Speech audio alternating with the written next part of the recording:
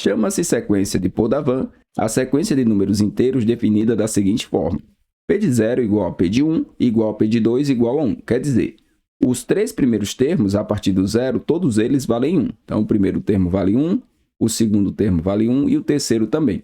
O terceiro porque ele começou a contar aqui do zero. 1, 2, 3.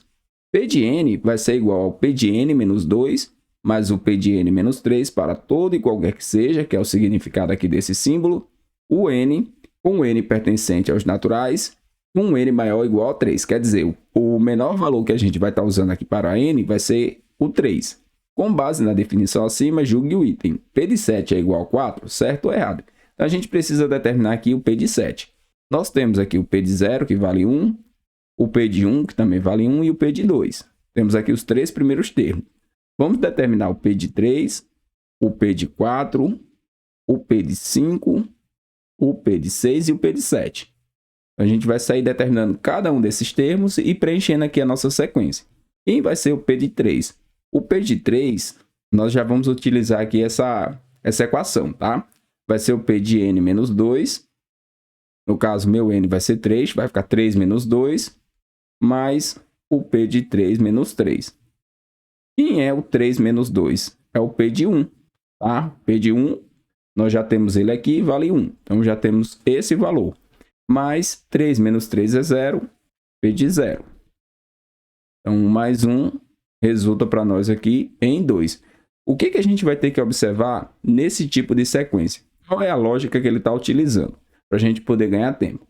Quem que é o meu P de 3? O P de 3 é o somatório aqui, ó, de P de 0 com o P de 1.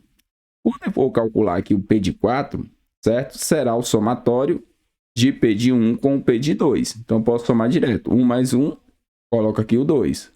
O P de 5 vai ser o somatório do P de 2 com o P de 3. Tá?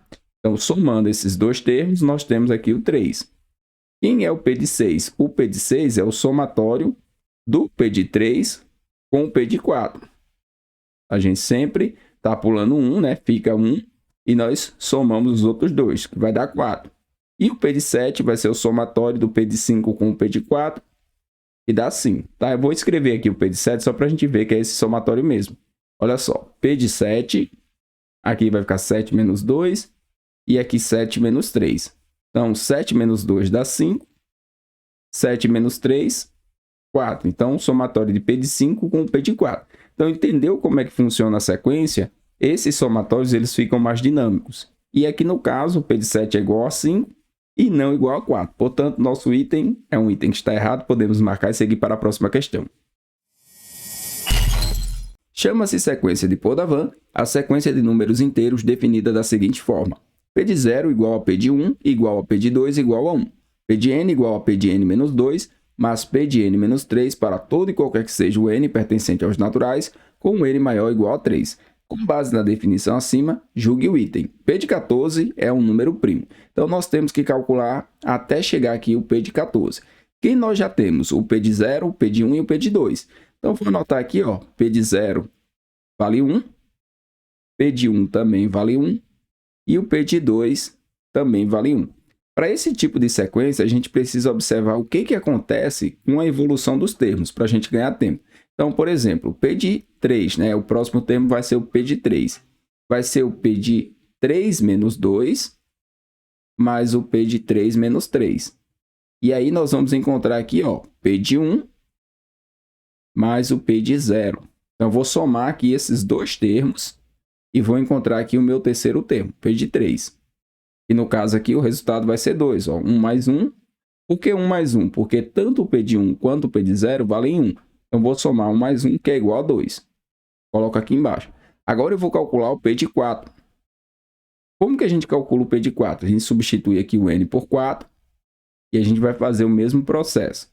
Então, aqui no caso, eu vou encontrar P de 2 e vou somar com P de 1. Então, note que quando eu calculei P de 3, eu somei esses dois termos aqui, o P de 0 e o P de 1. Para calcular o P de 4, eu vou somar o P de 1 com o P de 2.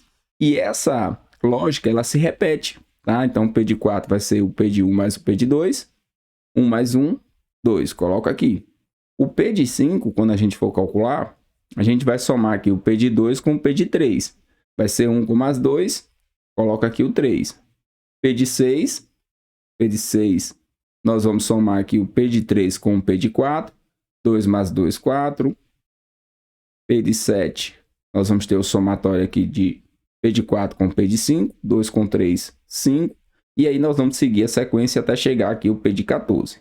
Então, vou escrever aqui o P de 8, P de 9, já vou colocar todos os termos. P de 10, P de 11, P de 12, P de 13 e P de 14. E aí a gente vai seguindo sempre a mesma lógica, tá? Aqui no caso do P de 7, eu somei o P de 4 com o P de 5. Agora eu quero o P de 8, tá? Se eu tiver dúvida, eu coloco aqui, ó, P de 8, vai ficar 8 menos 2, e aqui 8 menos 3. Quem que é 8 menos 2? 6. E 8 menos 3, 5. Então, eu vou somar aqui, ó, P de 6 com o P de 5. Os dois anteriores ao P de 7. 3 com 4, 7. Agora eu vou encontrar o P de 9. Quem que é o P de 9? P de 6 com P de 7. 4 com mais 5, 9. P de 10, quem que vai ser? Vai ser o P de 7 com o P de 8. 5 com 7, 12. P de 11 vai ser o P de 9 com o P de 8. Aqui eu tenho 9 com mais 7, 16. P de 12 vai ser o somatório aqui do P de 10 com o P de 9. 9 com 12, 21.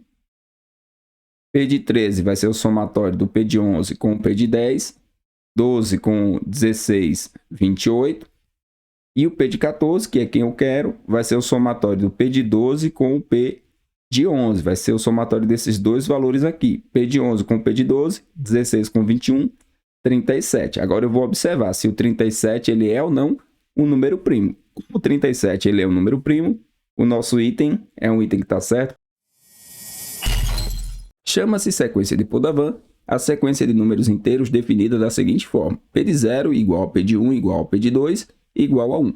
E o P de n vai ser igual a P de n menos 2 mais P de n menos 3 para todo e qualquer que seja o n pertencente aos naturais, um n maior ou igual a 3. Base na definição acima, julgue o item. P de 5 é igual a raiz de P de 9, certo ou errado? Então, aqui nesse caso, nós precisamos do P de 5 e do P de 9 para poder calcular essa raiz e verificar se vai ser realmente aqui o P de 5. Quem é o P de 0? O P de 0 vale 1. P de 1 também vale 1. Então, eu vou colocar aqui esses valores. P de 2 também vale 1 e vamos determinar os demais. P de 3, P de 4 e P de 5. Como que a gente determina o P de 3? Substitui o 3 aqui na nossa equação e determina quais são os termos que eu preciso para poder encontrá-lo. Então, P de 3 vai ser dado por P de 3 menos 2 mais o P de 3 menos 3. 3 menos 2 é 1, então preciso do P de 1 e 3 menos 3, 0. E preciso do P de 0. Quem é o P de 1 e quem é o P de 0? Os dois valem 1. Então, aqui eu vou somar 1 mais 1 e vou encontrar o nosso resultado, que é o 2. Esse aqui é o P de 3. O P de 3, eu somei aqui o 0 com o P de 0 com o P de 1. O P de 4 vai ser o somatório do P de 1 com o P de 2, tá? Então, nós vamos ter 1 mais 1 novamente, que é o 2. E o P de 5, nós vamos ter aqui o somatório do P de 2 com o P de 3. É sempre deixamos 1 e somamos os dois anteriores. Então, aqui no caso, nós vamos ter 3, certo? Então, P de 5 eu já sei que é 3. Agora, eu preciso encontrar o P de 9 para poder tirar a raiz e verificar se o resultado é 3. Então, eu preciso aqui de P de 6, P de 7, P de 8 e P de 9. E aí eu já vou seguir a sequência da mesma forma que eu encontrei esses termos aqui de cima, eu vou encontrar aqui o de baixo. Por exemplo, o P de 6, eu salto aqui o P de 5 e somo os dois anteriores. 2 com mais 2, encontro como resultado aqui o 4. Agora, quem que é o P de 7? O P de 7 é o P de 4 com o P de 5. 2 com mais 3, 5. Quem que é o P de 8? Vai ser o somatório do P de 5 com o P de 6. 3 com mais 4 dá 7. E o P de 9 vai ser o somatório do P de 6 com o P de 7. P de 6 é 4, P de 7 é 5. 4 com mais 5, 9. A raiz de 9 é 3. Então, é isso que nós vamos verificar. Se a raiz de 9 for 3, significa que o nosso item está certo. Podemos marcar e seguir para a próxima questão.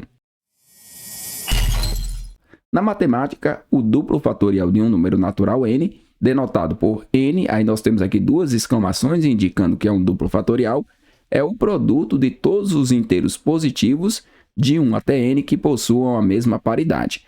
Por exemplo, 7 duplo fatorial vai ser igual a 1 vezes 3 vezes 5 vezes 7, que é igual a 105. E 8 duplo fatorial vai ser igual a 2 vezes 4 vezes 6 vezes 8, que é igual a 384. O que seria aqui essa paridade? É se o número é um número ímpar ou se o número é um número par. Se o número for ímpar, eu vou multiplicar todos os números ímpares de 1 até o número que eu tenho, tá? Que eu quero aqui o duplo fatorial. Se o número for par, eu vou multiplicar do 2, né, que é o primeiro número par, até o número, no caso aqui do 8, foi 2 vezes 4 vezes 6 vezes 8, e deu 384. Considerando essas informações, julgue o item.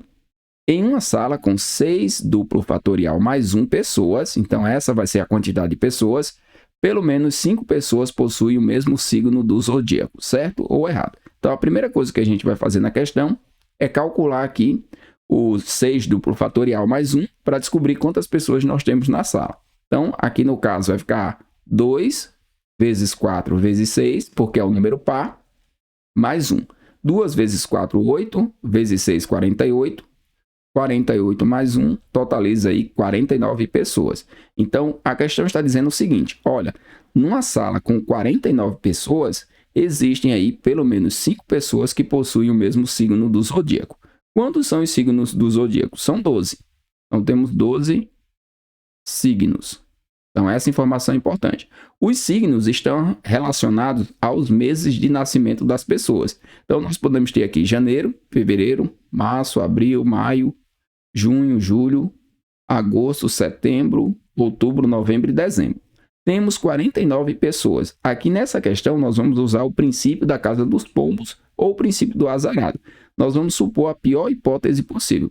Imagine essas 49 pessoas e eu saia tirando um e perguntando qual é o signo. E cada uma delas coloca apenas um signo referente a um desses meses. Então, eu vou distribuir aqui, ó, um para cada um. E ao final eu vou ter distribuído o total de 12 pessoas. E aí eu começo a tirar mais pessoas e perguntar qual é o signo. E elas começam a falar, e cada uma também fala um desses meses, né? O signo relacionado a um desses meses, que seria o mês de nascimento. Tirei aqui 24 pessoas, e cada uma e dessas 24 pessoas, 2 são do mês de janeiro, que aí tem o signo relacionado, 2 de fevereiro, 2 de março, 2 de abril, e assim sucessivamente. Depois eu tiro mais 12, vou para 36 pessoas, e cada uma também nasceu em um mês diferente. Isso aqui seria a pior possibilidade possível, tá? Estou minimizando a situação. E depois eu tiro mais 12, totalizando 48. Quando eu tiro aqui 48 pessoas, e eu minimizo aqui a minha situação, eu vou ter 4 pessoas em cada um dos meses, considerando aqui que cada mês eu tenho um signo, tá? Quando eu for tirar a próxima pessoa, com mais uma pessoa, eu vou ter certeza que ela vai ter aí, que eu vou ter pelo menos 5 pessoas possuindo o mesmo signo do zodíaco. Então, independente aqui do mês que ela nascer, nós vamos ter aí 5 pessoas possuindo o mesmo signo do zodíaco. Então, aqui nesse caso, nós temos sim uma situação onde o item está certo. Outra forma da gente calcular é usar direto a situação aqui do princípio da casa dos pombos com a equação, né? No caso, eu tenho aqui 12 signos, né? 12 signos do zodíaco. Como eu quero pelo menos 5 pessoas, a gente faz 4 vezes 12 mais 1. 4 vezes a quantidade de signos que eu tenho. E aí, a próxima pessoa vai ser a pessoa que vai garantir para mim que eu vou ter 5 pessoas com o mesmo signo. 4 vezes 12 também dá 48. Com mais 1, 49. Então, eu preciso de pelo menos 49 pessoas para ter 5 pessoas com pelo menos o mesmo signo do zodíaco. Portanto, o nosso item é um item que está certo. Podemos marcar e seguir para a próxima questão. Em uma equipe de competição de jiu-jitsu, há 6 faixas brancas, 1 faixa azul, 4 faixas roxas, 2 faixas marrons e 1 faixa preta. Com base nessa situação hipotética, julgue o item. Pelo menos 2 desses competidores fazem aniversário no mesmo mês, certo ou errado? Então, vamos contar aqui quantos competidores nós temos. 6, que são faixa branca. Eu tenho um aqui que é faixa azul. 4 faixas roxas. 2 faixas marrons e mais um faixa preta. Tem um total aqui de 14 competidores. Quantos são os meses do ano, tá? Se a gente está falando aqui de aniversário, então vamos listar aqui todos os meses do ano. Janeiro, fevereiro, março, abril, maio, junho, julho, agosto, setembro, outubro, novembro e dezembro. São 12 meses, tá? São 12 meses. E aí, nós temos 14 competidores. No pior cenário que a gente pode ter aqui nessa situação, é que se a gente pegar 12 deles, cada um possa fazer aniversário aqui em um desses meses. Então, eu teria 12 competidores, cada um fazendo aniversário em um desses meses. Mas a partir do 13º, eu não tenho como não colocar aqui uma repetição. Então, eu posso garantir com certeza que pelo menos dois desses competidores, vão fazer aniversário no mesmo mês. Na verdade, eu posso garantir que dois deles vão fazer aniversário no mesmo mês apenas com 13 competidores, e eu tenho 14. Então, aqui nesse caso, o nosso item é o item que está certo, podemos marcar e seguir para a próxima questão. Sabe-se o seguinte a respeito de determinada sala de aula: o quociente e o resto da divisão do número de pessoas do sexo masculino pelo número de pessoas do sexo feminino são respectivamente iguais a 4 e 2. Se 5 homens saírem da sala de aula, então o número de pessoas do sexo masculino corresponderá ao triplo do número de pessoas do sexo feminino. Com base nessa situação hipotética, julgue o item. É possível garantir que há pelo menos 2 pessoas na sala que fazem aniversário no mesmo mês, certo ou errado? Bom, a primeira coisa a fazer aqui na questão é descobrir o número de pessoas, tá? Número de pessoas. O número de pessoas corresponde ao número de pessoas do sexo masculino mais o número de pessoas do sexo feminino. O que nós sabemos a respeito desses dois quantitativos? Que o quociente e o resto da divisão entre o número de pessoas do sexo masculino pelo número de pessoas do sexo feminino são respectivamente iguais a 4 e 2. Como é que eu equaciono isso? Então, se eu dividir aqui o número de pessoas do sexo masculino pelo número de pessoas do sexo feminino, nós vamos ter um quociente que é 4 e um resto que é 2. Consequentemente, eu posso escrever aqui o número de pessoas do sexo masculino como 4 vezes F, 4 vezes o número de pessoas do sexo feminino, mais 2, mais o resto. Bom, escrevi aqui de uma forma. Ele me dá outra forma para a gente escrever isso. Se 5 homens saírem da sala de aula, então, na quantidade do sexo masculino, eu vou subtrair 5. 5 saíram da sala de aula. O que aconteceu? O número de pessoas do sexo masculino corresponderá ao triplo, então vai ser 3 vezes o número de pessoas do sexo feminino. Equacionei também. Daqui eu posso escrever que o número de pessoas do sexo masculino agora é 3 vezes o número de pessoas do sexo feminino mais 5. E aí eu vou igualar essas duas equações. Vou igualar essa equação aqui a essa, pois as duas correspondem ao número de pessoas do sexo masculino. Então, vamos igualar as duas. 4F mais 2 vai ser igual a 3F mais 5. Vou passar o 3F para o outro lado, vai ficar 4F menos 3F igual a 5 menos 2. 4F menos 3F dá F e 5 menos 2, 3. O número de pessoas do sexo feminino são 3. Dado que o número de pessoas do sexo feminino são 3, eu posso substituir em qualquer uma das duas equações. Vou substituir nessa. 4 vezes 3 mais 2. 4 vezes 3, 12. 12 com mais 2, 14. Então, eu tenho 14 pessoas do sexo masculino. Total de pessoas aqui na sala de aula, 17. Com 17, agora a gente vai fazer a análise aqui da assertiva. É possível garantir que há pelo menos 2 pessoas na sala que fazem aniversário no mesmo mês? Com relação a meses, nós temos 12. Janeiro, fevereiro, março, abril, maio, junho, julho, agosto, setembro, outubro, novembro e dezembro.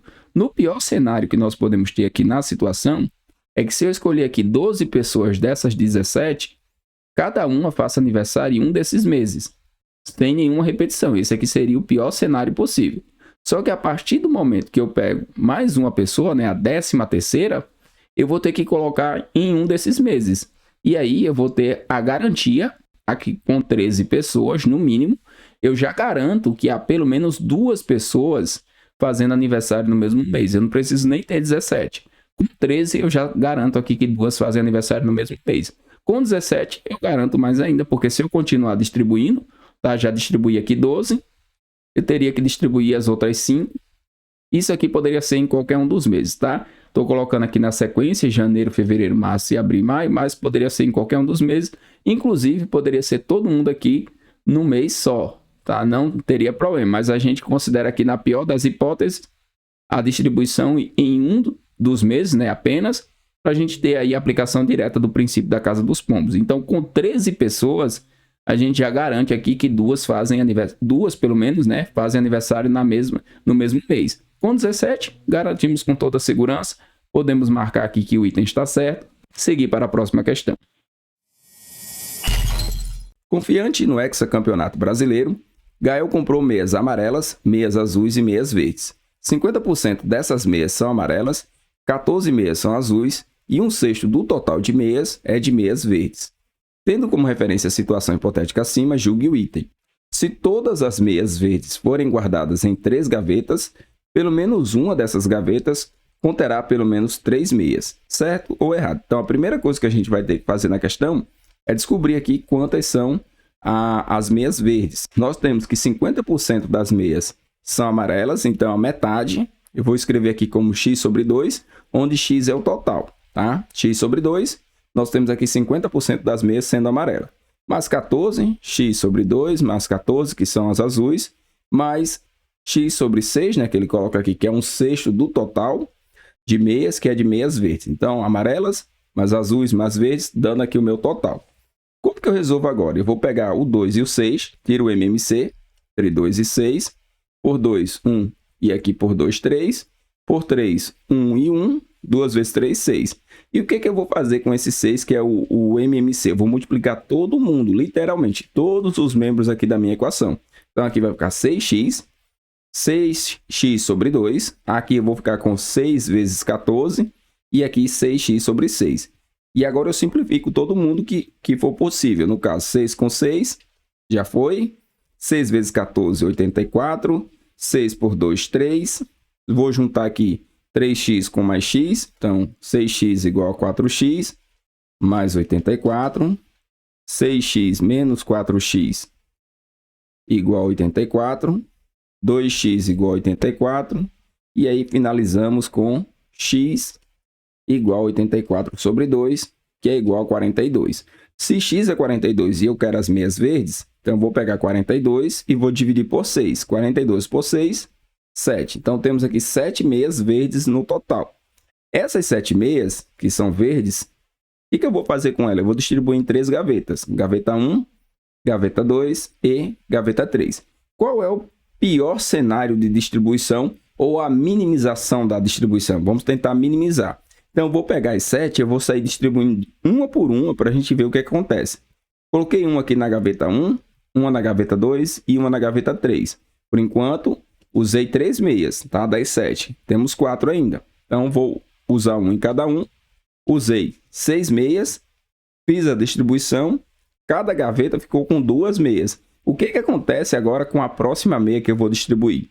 Independente da gaveta que eu escolher, a gaveta vai conter pelo menos 3 meias. Então, se eu escolher, por exemplo, a gaveta 3, eu vou ficar com a gaveta 1 com 2, gaveta 2 com 2 e a gaveta 3 com 3. Se eu escolher a gaveta 2, ela que vai ficar com 3, e se eu escolher a gaveta 1, ela que vai ficar com 3. Então, é justamente isso que a questão está dizendo. Se todas as meias forem guardadas em 3 gavetas, pelo menos uma dessas gavetas conterá pelo menos, tá? Que é um valor mínimo, pelo menos 3 meias. Isso é verdade. Independente da distribuição que eu faça aqui, o mínimo que eu vou ter para uma dessas gavetas, eu posso garantir que é de 3 meias. Eu sei que eu tenho gavetas que têm menos que 3 meias, mas eu não consigo deixar uma dessas gavetas com menos que 3 meias. É isso que a questão está dizendo. Você consegue distribuir 7 meias verdes de tal forma que você tenha uma gaveta que não tenha pelo menos 3 meias? Não. Eu vou ter pelo menos um aí que vai ter pelo menos 3 meias. O item está certo, podemos marcar e seguir para a próxima questão. No Brasil, o Dia do Fonoaudiólogo é comemorado anualmente no dia 9 de dezembro. Considerando essa informação, julgue o item. Se o Dia do Fonoaudiólogo cair em uma sexta-feira, Então, o dia 31 de dezembro será um sábado, certo ou errado? Aqui nesse caso, como nós só temos basicamente um mês, dá para a gente construir um pequeno calendário. Então, colocamos aqui segunda, terça, quarta, quinta, sexta, sábado e domingo. O dia que nós temos a data como referência vai ser o dia 9. O dia 9 caiu em uma sexta-feira, então vou vir aqui na sexta-feira, vou colocar o 9. A partir daqui eu vou somando 7. 9 com 7, 16, passou-se uma semana. Com mais 7, 23, outra semana. Com mais 7, 30, fechou aqui o dia 30. Eu quero chegar até o dia 31. O dia 30 é uma sexta-feira, tudo bem. O dia 31 vai cair em um sábado, podemos marcar que o item está certo, seguir para a próxima questão. Em 10 de dezembro de 2022, Cássia Rejane Heller, mais conhecida como Cássia Eller, completaria 60 anos de idade. Uma das maiores vozes da música brasileira, Cássia Eller morreu no dia 29 de dezembro de 2001 em razão de um infarto do miocárdio repentino. Com base nessas informações, julgue o item.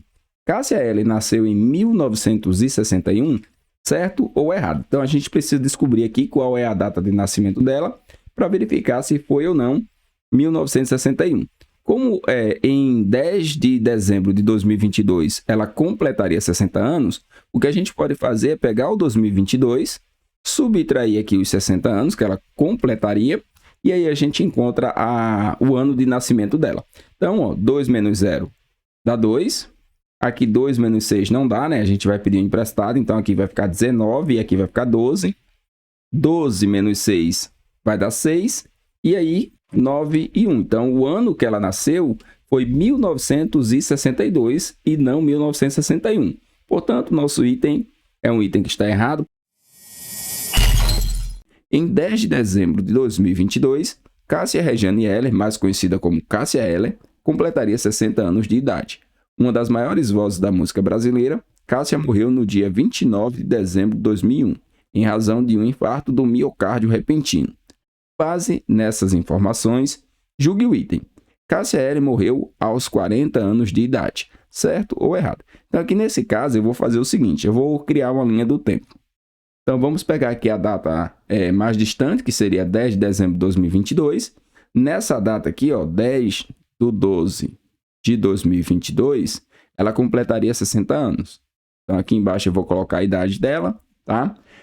Qual foi o ano de nascimento da Cássia Eller? Vamos pegar aqui 2022 e subtrair 60, para a gente encontrar a data de nascimento. Porque a gente precisa colocar aqui a data de nascimento, a data da morte dela, certo? E a data aqui que ela completaria os 60 anos, para a gente saber se realmente ela morreu aos 40 anos de idade. Então, 2 menos 0 dá 2, 2 menos 6 não dá, pede um emprestado, que fica 19 e aqui fica 12. 12 menos 6, 6, 9, 1. Então, a Cássia Eller, ela nasceu em 10 de 12 de 1962, certo? Aqui ela tinha 0 anos, né? Nasceu, não tem nenhum ano de idade. Na data de 29 de dezembro de 2001, ela morreu. Então, a gente quer saber quantos anos se passaram da data de nascimento até aqui.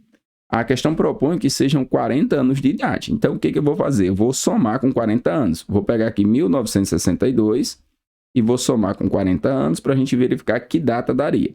Então, 2, 10 vai 1, 10 vai 1, daria 2002. Então, aqui, 10 de 12 de 2002 seria a data que ela completaria os 40 anos. Aqui no caso, ela não morreu aos 40 anos de idade, ela morreu aos 39 anos de idade completos, né? No caso, 10 de 12 de 2001 seria o aniversário dela de 39 anos. Aí se passaram aí alguns dias, ela morreu aos 39 anos, não morreu aos 40, portanto, nosso item é um item que está errado, podemos marcar e seguir para a próxima questão. O primeiro dia de 1988, um ano bissexto com 366 dias, foi uma sexta-feira. Então, ele está me dando aqui o primeiro dia de 1988. Com base nessa informação, julgue o item a seguir. O 175º dia de 1988 foi uma quinta-feira, certo ou errado. Então, como é que a gente descobre se o dia 175, né, no caso aqui, 175º dia, o dia 175, ele foi uma quinta-feira? Nós escrevemos os dias da semana, colocamos aqui o primeiro dia na sexta-feira, então aqui é o dia 1, aqui vai ser o dia 2, dia 3, dia 4, dia 5, dia 6 e dia 7. E agora, o que eu vou fazer? Eu vou pegar o 175 e eu vou dividir por 7 para verificar quantas semanas eu consigo construir, né, com 175 dias. Então, 2 vezes 7, 14. 17 menos 14, 3. Desce o 5. 5 vezes 7, 35. Resto 0. O que acontece quando o resto é 0? Quando o resto é 0, nós conseguimos construir exatamente 25 vezes a semana. Então, o último dia que nós vamos conseguir escrever, o dia 175, vai ser exatamente uma quinta-feira, conforme aqui a nossa assertiva. O nosso item está certo, podemos marcar e seguir para a próxima questão. Eu vou dar outro exemplo para ficar claro isso aqui. Imagina que fossem 14 dias. Se a gente escrevesse aqui do dia 1º até o dia 14, iria cair numa quinta-feira. Vou fazer, ó, 1, 2, 3, 4, 5, 6, 7, né? Vou completar. 8, 9, 10, 11, 12, 13, 14. Ó. Quando eu divido 14 por 7, dá 2. 2 vezes 7, 14, e o resto é 0. Então, quando o resto é 0, é o último dia da semana, tá? O último dia, no caso aqui, após a minha construção. Sempre vai construir. O primeiro dia caiu na segunda-feira. Então, você coloca segunda-feira, faz os 7 dias, e aí faz a divisão que vai encontrar certinho. Se eu colocar aqui, por exemplo, 23 dias, o que acontece se for 23 dias? Se eu divido aqui por 7, ó, 3 vezes 7, 21, e sobrou 2. Aí, que dia é esse quando sobra 2? Quando sobra 2, você vai pegar aqui, se fosse para esse caso, né? A sexta-feira sendo o primeiro dia, seria um sábado. Se eu escrever até o dia 23, vai cair no sábado. Eu vou escrever aqui para a gente ver. Escrevendo até o dia 23, eu tenho certeza que vai cair no sábado. Então, vamos lá, colocar a caneta, ó, 14, 15, 16, 17, 18, 19, 20, 21, 22, 23. Caiu certinho aqui no sábado, que é o que dá o resto 2. Então, o item está certo, né? No caso, o 175º dia, o dia 175, ele realmente vai cair aqui em uma quinta-feira. O primeiro dia de 1988, um ano bissexto com 366 dias, foi uma sexta-feira. Com base nessa informação, julgue o item a seguir. O último dia do ano de 1988 foi um sábado, certo ou errado? Então, como é que eu verifico se o último dia de 1988 ele realmente corresponde a um sábado? Eu faço o seguinte, eu escrevo a semana completa, coloco esse primeiro dia aqui, ó, que é a sexta-feira, posicionado certinho, a sexta-feira é o dia 1º, e escrevo pelo menos uma semana. Então, 1, 2, 3, 4, 5, 6, 7. Então, eu escrevi aqui os 7 dias. Antes de encontrar aqui o último dia do ano, eu vou fazer o seguinte. Vamos supor que eu tivesse aqui 9 dias.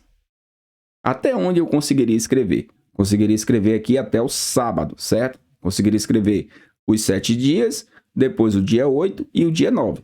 Como que eu faço quando eu tenho muitos dias? Eu pego a quantidade de dias que eu tenho e divido por 7, que é a quantidade de dias que tem uma semana. Então, aqui ficaria 1 vezes 7, 7.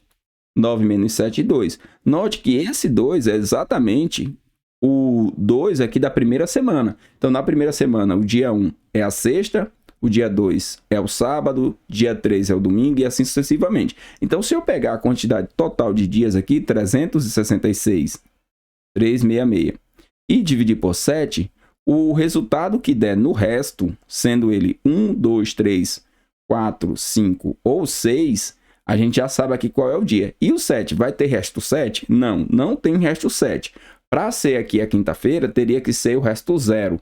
Por exemplo, se eu pegar 7 e dividir por 7, 1 vezes 7 é 7, o resto é 0. Então, quando o resto é 0, seria aqui o último dia que você construiu a semana. Então, seria o dia 7. E os demais será resto 1, 2, 3, 4, 5 ou 6. Então, se eu fizer essa divisão aqui de 366 por 7 e encontrar o resto 2, significa que o último dia vai ser um sábado. Então, aqui nós vamos ficar com 5. 5 vezes 7, 35. 36 menos 35 dá 1.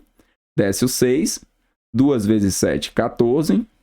Sobrou quanto de resto? Sobrou 2. Então, eu tenho 52 semanas e 2 dias. Consigo completar 52 vezes de 1 a 7, né? Se a gente fosse fazer aqui, 52 vezes e sobrariam 2 dias. Então, o dia realmente, né, o último dia do ano de 1988, corresponde a um sábado, que é justamente esse resto da divisão aqui. Ó. O resto da divisão vai estar posicionado no dia que você está procurando. Então, o item está certo. Andressa e Bárbara tingiram os próprios cabelos em uma segunda-feira.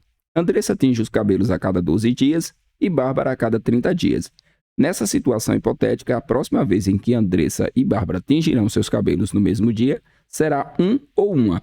Terça-feira, quarta-feira, quinta-feira, sexta-feira ou sábado. Então vamos lá, vamos entender aqui a nossa questão.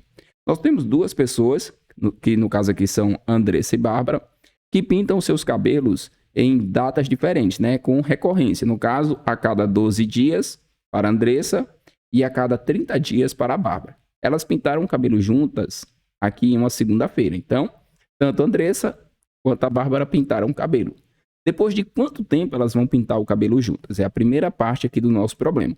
Aqui, para a gente encontrar depois de quanto tempo elas vão pintar o cabelo juntas, nós vamos usar aqui o MMC. Tá? Aqui é um problema de encontros inicialmente, depois um problema que envolve datas e calendários. Então, o MMC entre 12 e 30 vai gerar para nós a quantidade de dias que nós vamos ter que esperar para que elas pintem o cabelo juntas, né? Após a segunda-feira. Caso aqui, por 2, 6 e 15. Por 2, 3 e 15. Por 3, 1 e 5. E por 5, 1 e 1. 2 vezes 2, 4. 4 vezes 3, 12. 12 vezes 5, 60. Então, após 60 dias, então mais 60 dias, elas vão pintar o cabelo juntas.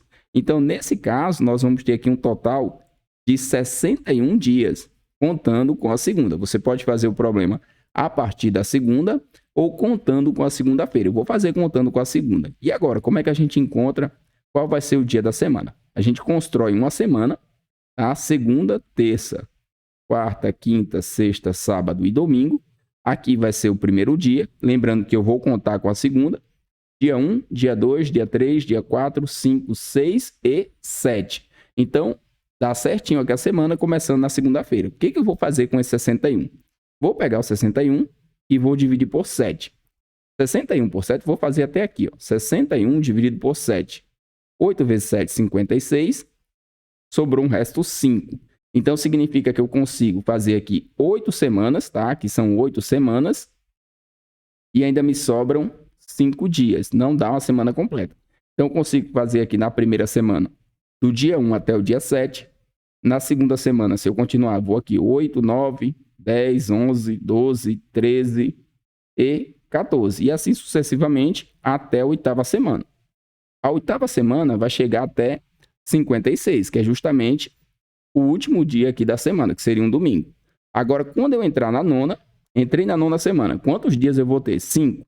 Tá começando na segunda-feira. Então, dia 57, dia 58, dia 59, dia 60 e dia 61. Quem é o dia 61? É uma sexta-feira. Tá? Então, esse tipo de problema, ele é cheio de pegadinhas. Tá? Então, se você contar a partir da segunda, você vai ter mais 60 dias. Se eu contar a partir da segunda, eu posso pensar assim, depois da segunda, quantos dias eu vou ter depois que eu completo todas as semanas? Se eu contar 60, aí o problema vai ficar assim, ó. Eu vou contar a partir da segunda, tá? Não inclui a segunda, e eu vou contar 60 dias. Se eu pegar 60 dias e dividir 60 por 7, o resto aqui vai ser 4. Só que se eu não incluir a segunda, quando eu vier aqui para a nona semana, eu não posso contar com a segunda. Eu tenho que contar depois da segunda. Então, aí seria terça, quarta, quinta e também terminaria na sexta. Então, cuidado com esse tipo de problema. Aqui eu prefiro fazer o seguinte, incluir o dia e somar com quanto tempo nós vamos precisar para ter a recorrência das duas. No caso, a alternativa correta na questão, letra D, sexta-feira. Admitindo que as proposições Pedro é pai de Anderson e Valdir é pai de Pedro são verdadeiras e que a proposição Rosiana é neta de Rodolfo é falsa, julgue o item. Valdir é avô de Anderson é uma proposição verdadeira, certo ou errado? Bom, aqui nesse caso é só fazer o diagrama com quem for o pai de quem, né? No caso aqui o Pedro, ele é o pai do Anderson. Então eu vou colocar aqui o Anderson após o Pedro. Estará o Anderson. E nós temos que o Valdir é o pai do Pedro. Então o Valdir vai estar aqui. Valdir, pai de Pedro, e o Pedro, pai de Anderson. O que o Valdir é do Anderson? Ele vai ser o avô, portanto aqui nós temos uma proposição que é verdadeira. Valdir é o avô de Anderson, é uma proposição verdadeira, o item está certo. Podemos marcar.